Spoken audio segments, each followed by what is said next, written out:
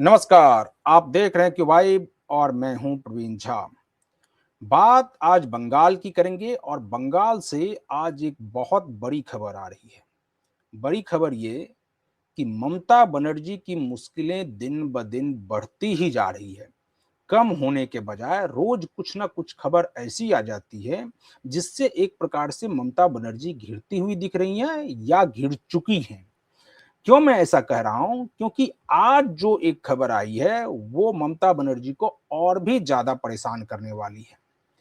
कल ही आपको पता होगा कि कल ही कोलकाता हाईकोर्ट ने एक आदेश दिया था कि ममता बनर्जी लाख या 1.5 लाख रुपए के हिसाब से पैसे निकाल सकती हैं ताकि वो अपने पार्टी को चला सके।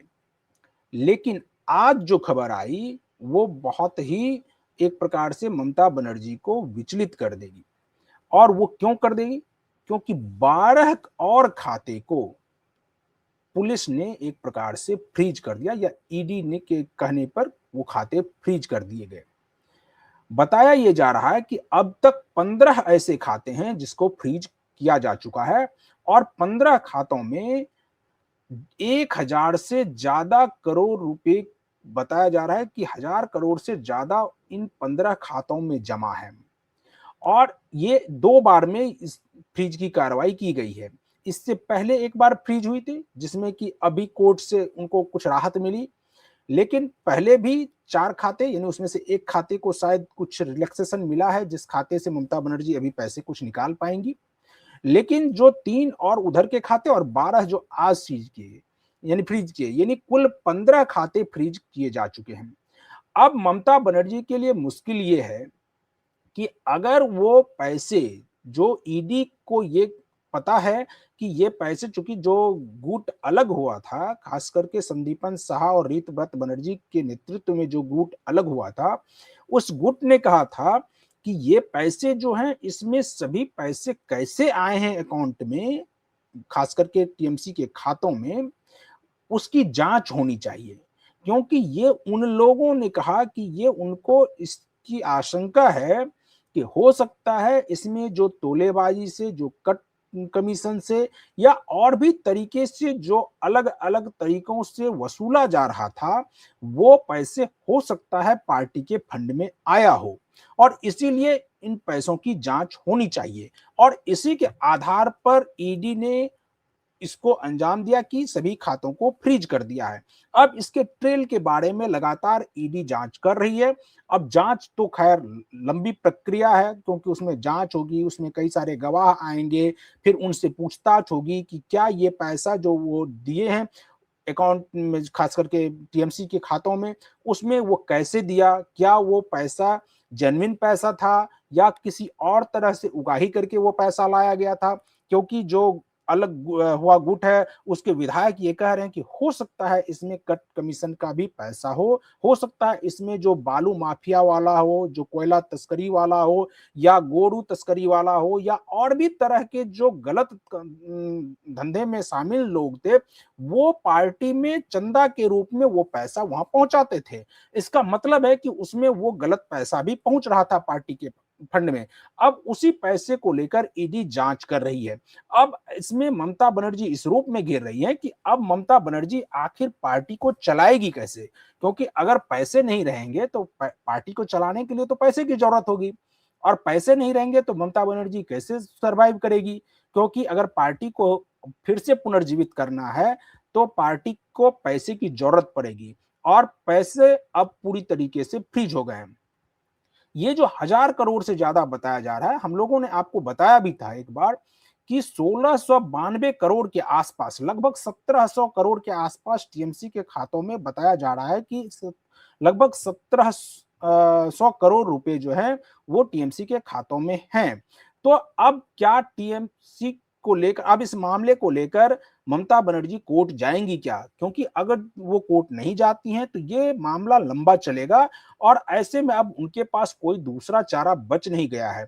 क्योंकि अब वो अगर कोर्ट नहीं जाती हैं तो हो सकता है आने वाले समय में वो जो राहत अभी मिली हुई है कि कुछ पैसे निकाल कर वो पार्टी को आगे ले जा सकती हैं, पार्टी को चला सकती हैं, आने वाले समय में हो सकता है कि उस पर भी विराम लग जाए।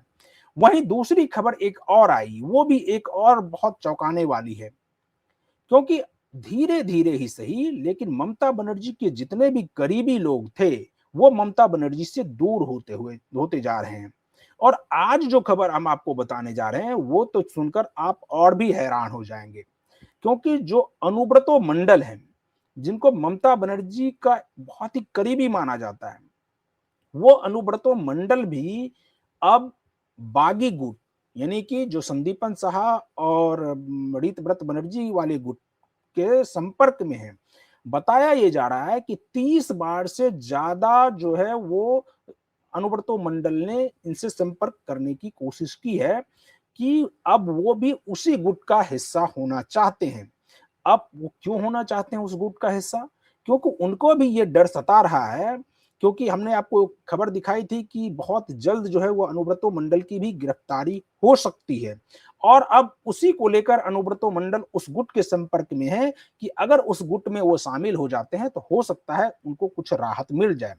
लेकिन राहत इसके बावजूद भी नहीं मिलेगी, क्योंकि उनके इतने काले कारनामे हैं, इतने कुकृत्य हैं कि उस कुकृत्य को पर पर्दा डालना बहुत ही मुश्किल है, उस पर पर्दा नहीं डाला जा सकता है।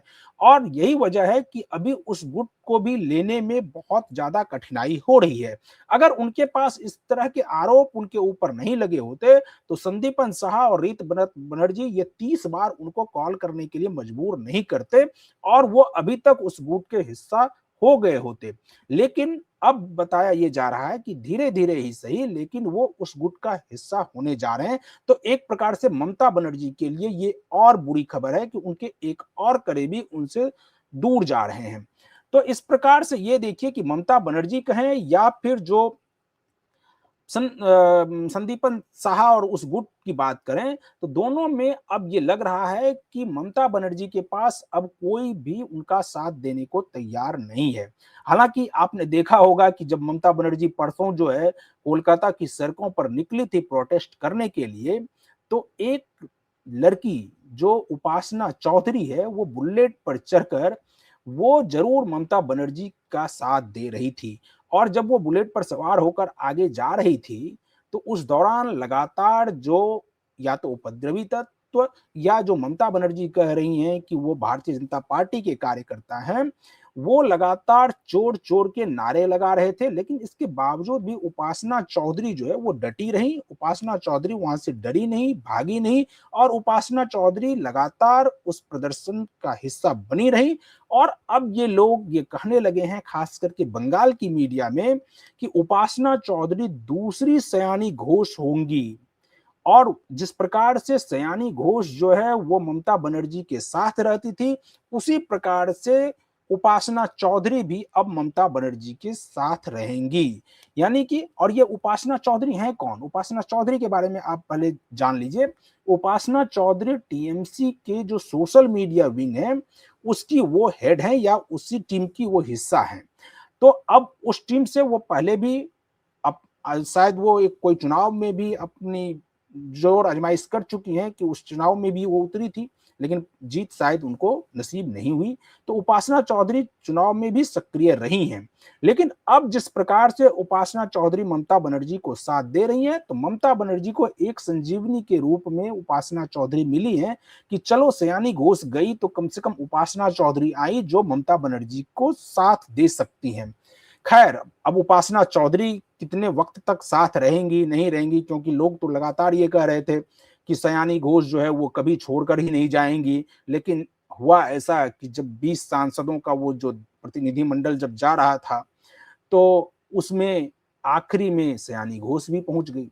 और बताया तो ये जा रहा है कि वो आखिरी में गई जरूर, लेकिन इसके पूरे कर्ता धर्ता के रूप में उन्हीं का नाम आ रहा है कि सयानी घोष ही सभी को ले जाने वाली हैं। और सयानी घोष ही ये चाह रही थी कि अब इनसे अलग हो लिया जाए, क्योंकि वो भी जिस प्रकार की बयान देती थी उस बयान का डर उनको भी सता रहा है कि उस बयान की वजह से हो सकता है कि उनके ऊपर भी कार्रवाई होगी और उनको भी जेल के सलाखों के पीछे जाना होगा। लेकिन खैर अब वो उस अलग गुट में शामिल हो गई हैं, वो सिटीजन्स पार्टी में शामिल होकर के जो अलग 20 सांसद अलग हुए थे उसके साथ वो हैं। तो खैर अभी उनको कुछ राहत मिली हुई दिख रही है। लेकिन जो ये उपासना चौधरी हैं, ये कब तक साथ रहेंगी, ये देखने वाली बात होगी। क्योंकि ममता बनर्जी के साथ जो आज है वो कल रहेगी कि नहीं रहेगी, ये कहना मुश्किल है। क्योंकि ममता बनर्जी जिसको अपना प्रदेश अध्यक्ष बनाती हैं, वो अगले ही दिन भाग जाती हैं। इससे पहले जो उनके करीबी नेता हैं वो भाग जाते हैं। अब अनुव्रतो मंडल जैसे नेता अगर उनका साथ छोड़ रहे हैं, तो आप समझ ही सकते हैं कि अब ममता बनर्जी के साथ कौन है। आने वाले समय में क्या अभिषेक बनर्जी जो है वो भी ममता बनर्जी के साथ रहेंगे या नहीं रहेंगे, इस पर भी कई लोग सवाल उठा रहे हैं कि अगर अभिषेक बनर्जी के ऊपर शिकंजा कसता है और अभिषेक बनर्जी से पूछताछ होती है, तो अभिषेक बनर्जी भी अगर नाम उगल दे कि नहीं इसमें तो ममता बनर्जी, वो चूंकि सरकार में वो किसी पद पर तो थे नहीं अभिषेक बनर्जी, तो जो भी जिम्मेदारी होगी वो जिम्मेदारी तो मुख्यमंत्री की बनती है, और मुख्यमंत्री उस वक्त कौन थी, तो मुख्यमंत्री ममता बनर्जी थी। तो इस लिहाज से हो सकता है कि अभिषेक बनर्जी पर जब शिकंजा कसे तो वो ममता बनर्जी पर अपना पूरा वो जो है वो शिफ्ट कर दे कि ममता बनर्जी इस सब के लिए जिम्मेदार हैं, और वो हो सकता है एक प्रकार से सरकारी गवाह के रूप में बन जाए। और जब सरकारी गवाह बने, या फिर हो सकता है कि उनका भी मन डोल जाए कि वो भी दूसरे धरा के साथ हो लें, और फिर क्या कहना, अगर किसी के ऊपर चाबुक चलता है तो वो अपनी जान बचाने के लिए तो कुछ भी करेगा, तो हो सकता है कि वो भी उधर निकल जाए। तो ये सब पूरा घटनाक्रम बंगाल में बहुत तेजी से बदल रहा है, और बंगाल की राजनीति में रोज कुछ ना कुछ इस प्रकार से खबर आ ही जाती है बंगाल की राजनीति से निकलकर कि वो ममता बनर्जी को परेशान जरूर करती होगी। ममता बनर्जी जब रात में सोती होंगी तो जरूर सोचती होंगी कि आखिर पूरे 15 साल ममता बनर्जी ने क्या किया, और क्या उनको इस प्रकार से करना चाहिए था। अब इस पर वो जरूर गंभीरता से विचार कर रही होंगी। खैर, अब देखिए आने वाले समय में आगे आगे और क्या होता है। जो भी अपडेट बंगाल की राजनीति से आएगा वो हम आप तक जरूर पहुंचाने की कोशिश करेंगे। आप बने रहिए क्यू वाइब के साथ। मुझे दीजिए अनुमति। नमस्कार।